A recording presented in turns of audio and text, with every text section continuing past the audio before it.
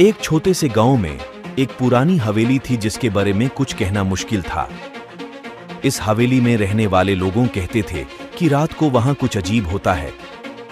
अजनाबी आवाजें, चमकती हुई आंखों की कहानियां, सब कुछ था पर कोई भी नहीं जानता था कि सच क्या है।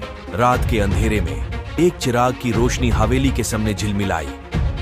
कुछ दूरी से एक लड़का, रोहान, गांव के सबसे युवान युवक, उस हवेली की तरफ बढ़ रहा था।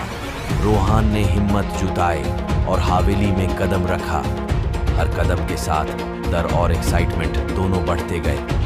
उसने एक पुरानी किताब पाई जो हवेली के राज को खोलेगी, लेकिन वो सिर्फ 60 मिनट के लिए थी। ये किताब क्या है?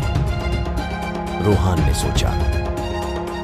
किताब को खोलते ही एक चिट्ठी गिर गई जो कहती थी, इस राज को सुलझाने के लिए 60 मिनट हैं। अगर न सुलझा पाए तो हमेशा के लिए इस हवेली में बंद रहोगे। रोहन ने शुरू किया राज को समझने की कोशिश। हर पन्नों पे एक नया राज था। एक खतरनाक शब्द के पीछे छुपा हुआ था जो उसे वही बंध सकता था। समय बीत रहा था।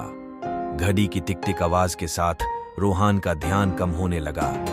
उसने लगातार राज को सुलझाने की कोशिश की, लेकिन कुछ भी नहीं मिला। 50 मिनट के बाद रोहन ने आखिरी पन्नों को खोल दिया।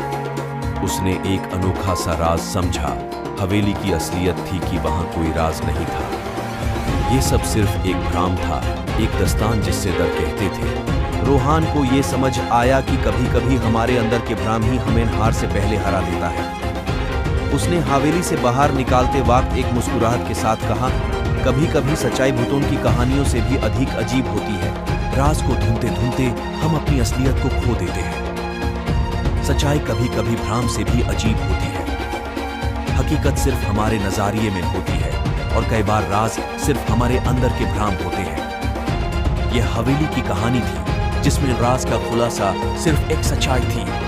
असली राज उसके अंदर नहीं, बल्कि उसकी दरवाज़ों के पीछे छुपा था।